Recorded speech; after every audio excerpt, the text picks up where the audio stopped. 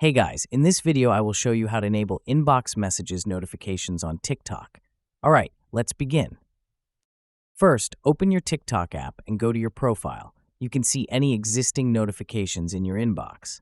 Next, tap the three lines at the top right corner and select Settings and Privacy. Scroll down and tap on Report a Problem.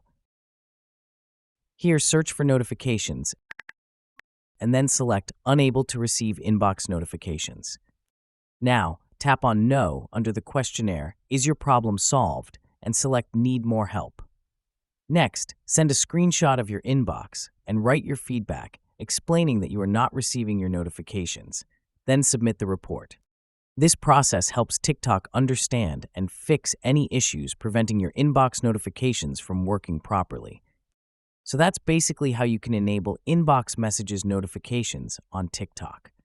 And that's it for this video. If you find this helpful, consider subscribing and giving this a big thumbs up. Thanks.